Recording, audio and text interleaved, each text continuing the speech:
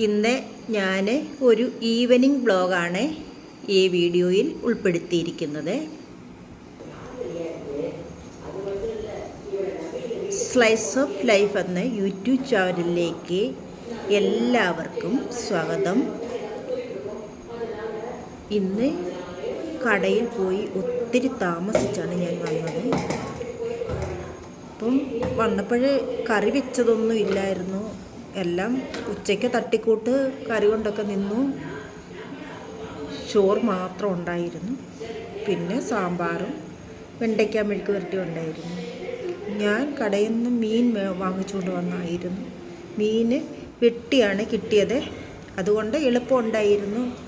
വന്ന് അതൊന്ന് നന്നായി കഴുകി വൃത്തിയാക്കിയിട്ട് പിന്നെ മീനുള്ളതെല്ലാം തയ്യാറാക്കി വെച്ചു.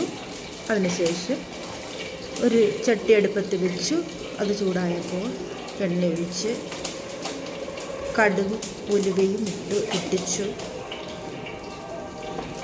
അതിനുശേഷം ഇഞ്ചി, കറിവേപ്പില, വെളുത്തുള്ളി, ചുവന്നുള്ളി എല്ലാം ഇട്ട് നന്നായി വഴറ്റിയതിന് ശേഷം മുളക് പൊടി, മല്ലിപ്പൊടി ഞാൻ സാധാരണ മല്ലിപ്പൊടി ചെറിയ മീനൊക്കെ ഉപയോഗിക്കും. എങ്കിലും കൂടുതലും മുളക് പൊടി മാത്രമേ ഉപയോഗിക്കുള്ളൂ. അല്ലെങ്കിൽ മല്ലിപ്പൊടി ഇട്ട് കഴിഞ്ഞാൽ പിന്നെ ടേസ്റ്റ് ഉണ്ടാകും. പക്ഷെങ്കിൽ പിറ്റേ ദിവസത്തേക്കൊക്കെ ഇരിക്കുമ്പോൾ അതങ്ങ് ചീത്തയായിരിക്കും. അതുകൊണ്ട് ഞാൻ മല്ലിപ്പൊടി അങ്ങനെ ഉപയോഗിക്കാറില്ല. ഉപയോഗിക്കില്ലെന്ന് പറയാനില്ല. കൂടുതലും ഞാൻ മുളക് പൊടിയാണ് ഉപയോഗിക്കാറ്. അങ്ങനെ മുളക് പൊടിയും മഞ്ഞൾപ്പൊടിയും എല്ലാം ഇട്ട് നന്നായി വഴറ്റിയ ശേഷം കുടംപുളിയും ഉപ്പും കൂടി ഇട്ട് വെള്ളം ഒഴിച്ച് തിളപ്പിച്ചതിന് ശേഷം മീൻ കഷ്ണങ്ങൾ ഇട്ടെടുത്തു.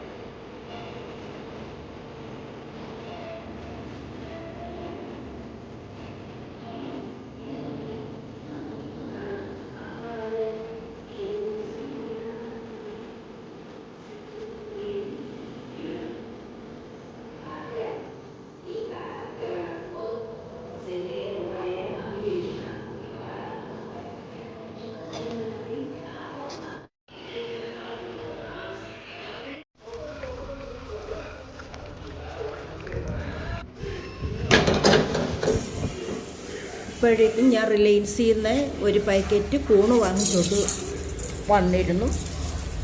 ഞാൻ കൂണ് വാങ്ങിച്ചോണ്ട് വന്നാൽ അത് ഫ്രിഡ്ജ് വെച്ച് മറന്നു പോവുക പതിവാണ്. പിന്നെ എക്സ്പയറി ഡേറ്റ് കഴിഞ്ഞിട്ട് അത് എടുത്ത് കളയുക പതിവുണ്ട്. അപ്പോൾ വന്നപ്പം കൈയോട് ഞാൻ അതൊന്ന് കൂണൊരുക്കി തോരന് വെച്ചു. തോരന് വേണ്ടി ഒരു ചട്ടി എടുത്തിട്ട് വെച്ച് അത് ചൂടായപ്പോൾ എണ്ണയും ഒഴിച്ച് എണ്ണ ചൂടായപ്പോൾ കടുകും ഉഴുന്നും കൂടെ ഇട്ട് പൊട്ടിച്ച ശേഷം സവാള, കൊച്ചുള്ളി അരിഞ്ഞതാണ് ടേസ്റ്റ്. ഞാൻ സവാളയാണ് എളുപ്പത്തിൽ അങ്ങ് അരിഞ്ഞിട്ടത്. പിന്നെ പച്ചമുളകും കൂടിയിട്ട് വഴറ്റി അതിനുശേഷം മഞ്ഞൾപ്പൊടിയും ഉപ്പും കൂടി ഇട്ട് കഴുകി വൃത്തിയാക്കിയ കൂണ് ഞാൻ ഇട്ട് കൊടുത്ത് പിന്നെയും മഞ്ഞൾപ്പൊടി ഇട്ട് നന്നായി ഒന്നുകൂടെ വഴറ്റി അതിനുശേഷം ഉപ്പും തേങ്ങയും കൂടി ഇട്ട് കറിവേപ്പിലയും കൂടി ഇട്ട് അടച്ച് വെച്ചു വേവാനായി.